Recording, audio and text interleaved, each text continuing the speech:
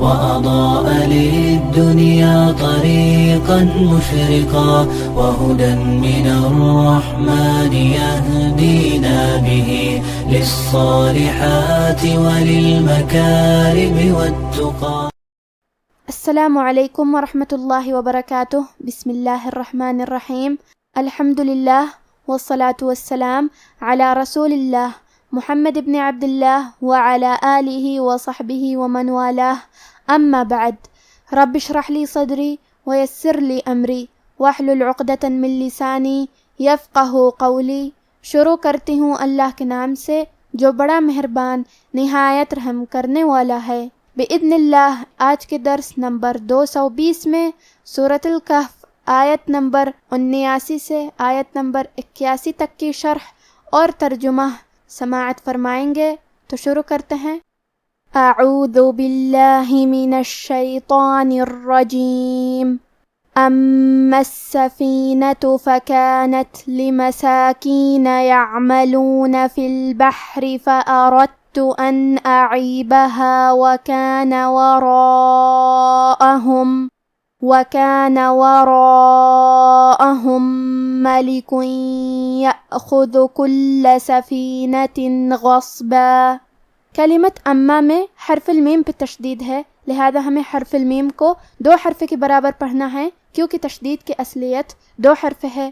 جیسا کہ ہاں حرف المیم ہے تو یہ 2 میم ہیں، میم ساکن اور میم متحرک. کلمت السفینہ میں سین کے تشدید کو ظاہر کریں گے. کلمت فکانت کے آخری میں تا ساکن ہے. تا حروف الہمز میں سے ہے اور ہمز کا معنی ہے حرف کی آواز ایسے کمزور ہو کہ اس میں پستی پائی جائے، تو ہم یہ کلمہ کو ایسے پڑھیں گے فکانت. کلمت لمساکینہ میں سین پہ کھڑا زبر ہے تو یہ مد الف ہے، ہمیں مد الف کو ظاہر کرنا ہے. کلمت یعملون میں عین کی ادائیگی حلق کے درمیان والے حصے سے ہے، اور کیونکہ یہاں عین ساکن ہے لہذا ہمیں عین کو ظاہر کرنا ہے. کلمت البحر میں حرف الحاء کو ہم حلق کے درمیان والے حصے سے پڑھیں گے. کیونکہ را کے نیچے زیر ہے لہذا یہاں را کا حکم ہے ترقیق، ہمیں حرف الرا کو پتلی آواز میں پڑھنا ہے. کلمت فأردت میں را پہ زبر ہے لہذا یہاں را کا حکم ہے تفخیم، یہاں ہم حرف الرا کو موٹی آواز میں پڑھیں گے.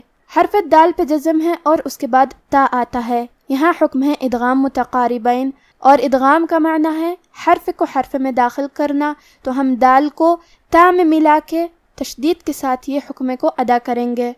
فأردت. کلمت اعیبہا میں الف پہ زبر ہے، عین کے نیچے زیر ہے، تو ہمیں یہ سب حرکات کو ظاہر کرنا ہے. کلمت وراءہم میں حرف الرا پہ زبر ہے لہذا ہمیں حرف الرا کو موٹی آواز میں پڑھنا ہے، اور کیونکہ اس کے بعد مد الف ہے، مد الف اپنے پیچھے والے حرف کا حکم لیتا ہے تفخیم میں اور ترقیق میں، لہذا ہمیں یہ مد کو بھی بھاری آواز میں پڑھنا ہے. یہ مد واجب متصل ہے، اور مد واجب متصل کا معنی ہے کہ حرف المد اور اس کی وجہ جو کہ حمزہ ہے دونوں ایک ہی کلمہ میں ہو. اس مد میں ہم اپنی آواز 4 مد کے برابر لمبی کریں گے. وراءہم. آخری میں میم ساکن ہے، پھر حرف المیم ہے کلمت ملک، یہاں حکم ہے ادغام متماثلین صغیر، ہم پہلے میم کو دوسرے میم میں ملا کے ایک ہی میم اور غنہ اور تشدید کے ساتھ یہ حکم کو ادا کریں گے. وراءہم ملکن. کلمت ملکن کے آخری میں کاف پہ تنوین پیش ہے، پھر حرف لیا ہے کلمت یأخذ، یا حروف الادغام بغنہ میں سے ہے، تو ہم یہ تنوین کو یا میں ملا کے غنہ اور تشدید کے ساتھ یہ حکم کو ادا کریں گے. ملک یأخذ. کلمت یأخذ میں الف پہ جزم ہے تو ہمیں حمزہ کو ظاہر کرنا ہے. خواہ کی ادائیگی حلق کے اوپر والے حصے سے ہے، خواہ حروف تفخیم میں سے ہے تو ہمیں خواہ کو موٹی آواز میں پڑھنا ہے. دال کی ادائیگی زبان کے سر اور اوپر والے دانتوں کے اندرونی کناروں سے ہے. کلمت کلہ میں حرف اللام کو 2 حرف کے برابر پڑھیں گے کیونکہ اس پہ تشدید ہے، اور کیونکہ تشدید زبر کا ہے تو ہمیں زبر کو ظاہر کرنا ہے. کلمت سفینہ کے آخری میں تا کے نیچے تنوین زیر ہے، پھر حرف الغین ہے کلمت غصبہ، غین حروف الاظہار میں سے ہے اور اظہار کا معنی ہے ظاہر کرنا، اور کیونکہ تنوین کے اصلیت نون ساکن ہے تو ہم یہاں تنوین ظاہر کریں گے اور اسے نون ساکن پڑھیں گے اور بغیر غنہ سے یہ حکم کو ادا کریں گے. سفینۃ غصبا. کلمت غصبہ میں غین کی ادائیگی حلق کے اوپر والے حصے سے ہے، غین حروف تفخیم میں سے ہے، تو ہمیں یہ حرف کو بھاری آواز میں پڑھنا ہے۔ صاد بھی حروف تفخیم میں سے ہے، تو ہم صاد کو موٹی آواز میں پڑھیں گے، اور کیونکہ اس پہ جزم ہے لہذا ہمیں صاد کو ظاہر کرنا ہے۔ آخر میں با پہ تنوین زبر ہے، ہم یہ کلمہ پہ رکیں گے تو تنوین زبر پہ مد الف سے رکیں گے۔ أما السفينة فكانت لمساكين يعملون في البحر فأردت أن أعيبها وكان وراءهم ملك يأخذ كل سفينة غصبا وأما الغلام فكان أبواه مؤمنين فخشينا أن يرهقهما طغيانا وكفرا۔ کلمت اما میں میم کے تشدید کو ظاہر کریں گے، کلمت الغلام میں غین کو موٹی آواز میں پڑھیں گے، کلمت ابواہ میں الف پہ با پہ زبر ہے تو ہمیں یہ دونوں زبر کو ظاہر کرنا ہے، واو پہ کھڑا زبر ہے تو یہ مد الف ہے، ہم مد الف کو ظاہر کریں گے۔ کلمت مؤمنینی میں میم کے نیچے زیر ہے اور نون پہ زبر ہے تو ہمیں یہ دونوں حرکات کو ظاہر کرنا ہے، مؤمنینی۔ کلمت فخشینہ میں خا پہ زبر ہے، شین کے نیچے زیر ہے، لہذا ہم یہ دونوں حرکات کو ظاہر کریں گے۔ آخر میں الف پہ مد کا علامہ ہے، یہ مد جائز منفصل ہے، اور مد جائز منفصل کا معنی ہے کہ حرف المد پہلے کلمہ کے آخر میں ہو اور اس کی وجہ جو کہ حمزہ ہے وہ دوسرے کلمہ کے شروعات میں آئے۔ اس مد میں ہم اپنی آواز 2 سے 4 مد کے برابر لمبی کریں گے۔ کلمت ان کے آخری میں نون ساکن ہے، پھر حرف الیا ہے کلمت یرہقہما، یہاں بھی حکم ہے ادغام بغنہ، تو ہم یہ حکم کو غنہ اور تشدید کے ساتھ ادا کریں گے۔ ان یرہقہما، کلمت یرہقہما میں را کا حکم ہے تفخیم، لہذا ہمیں را کو موٹی آواز میں پڑھنا ہے۔ ہا کے نیچے زیر ہے، قاف پہ زبر ہے، تو ہم یہ دونوں حرکات کو ظاہر کریں گے، اور قاف کے ادائیگی زبان کے جڑ اور تالو کے نرم حصے سے ہے، قاف حروف تفخیم میں سے ہے، لہذا ہم یہ حرف کو موٹی آواز میں پڑھیں گے۔ کلمت طغیانن میں طا ہے اور طا حروف تفخیم میں سے ہے، تو ہمیں طا کو بھاری آواز میں اور منہ پھلا کے پڑھنا ہے۔ آخری میں نون کے اوپر تنوین زبر ہے، پھر حرف الواو ہے کلمت وکفرا، واو حروف الادغام بغنہ میں سے ہے، تو ہم یہ حکم کو غنہ اور تشدید کے ساتھ ادا کریں گے، طغیانا وکفرا۔ کلمت کفرا میں فا پہ جزم ہے، لہذا ہمیں فا کو ہمز سے پڑھنا ہے، کفرا۔ آخری میں را پہ تنوین زبر ہے، ہمیں را کو اور اس کے بعد مد الف کو دونوں کو تفخیم سے مطلب موٹی آواز میں پڑھنا ہے۔ وَأَمَّا الْغُلَامُ فَكَانَ أَبَوَاهُ مُؤْمِنَيْنِ فَخَشِينَا أَن يُرْهِقَهُمَا طُغْيَانًا وَكُفْرًا فَأَرَدْنَا أَن يُبْدِلَهُمَا رَبُّهُمَا خَيْرًا مِّنْهُ زَكَاةً وَأَقْرَبَ رُحْمًا۔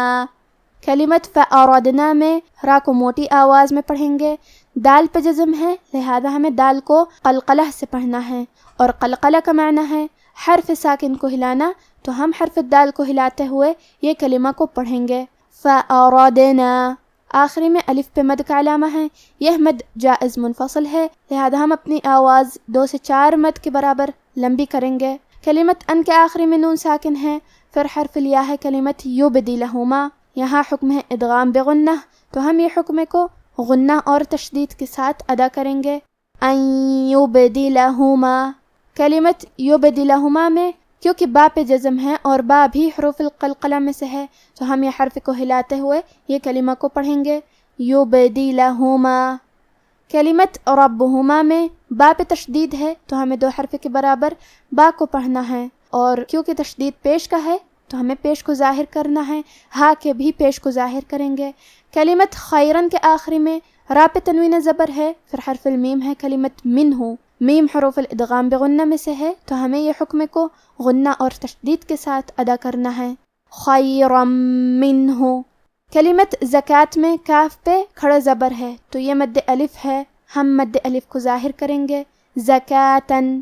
آخری میں تا پہ تنوین زبر ہے، پھر حرف الواو ہے کلمت وَأَقْرَبَ، یہاں حکم ہے ادغام بغنہ، لہذا ہمیں یہ حکم کو غنہ اور تشدید کے ساتھ ادا کرنا ہے. زکاة وأقرب، کلمت اقرب میں قاف پہ جزم ہے، تو کیونکہ قاف بھی حروف القلقلہ میں سے ہے تو ہم یہ حرف کو ہلاتے ہوئے یہ کلمہ کو پڑھیں گے وأقرب. قاف کو اور اس کے بعد حرف را کو دونوں کو تفخیم سے مطلب موٹی آواز میں پڑھیں گے. آخر میں با پہ زبر ہے تو ہمیں زبر کو ظاہر کرنا ہے. کلمت رحمہ میں را پہ پیش ہے تو ہم را کو پیش سے پڑھیں گے اور ہا کو ظاہر کریں گے کیونکہ یہاں ہا ساکن ہے. آخری میں میم پہ تنوین زبر ہے، ہم یہ کلمہ پہ رکیں گے تو تنوین زبر پہ مد الف سے رکیں گے. فَأَرَدْنَا أَن يُبْدِلَهُمَا رَبُّهُمَا خَيْرًا مِّنْهُ زَكَاةً وَأَقْرَبَ رُحْمًا. اب آپ ان آیتوں کی تلاوت تجوید کے ساتھ سماعت فرمائیں. اعوذ باللہ من الشیطان الرجیم. اما السفینة فكانت لمساکین یعملون فی البحر فأردت أن أعيبها وكان وراءهم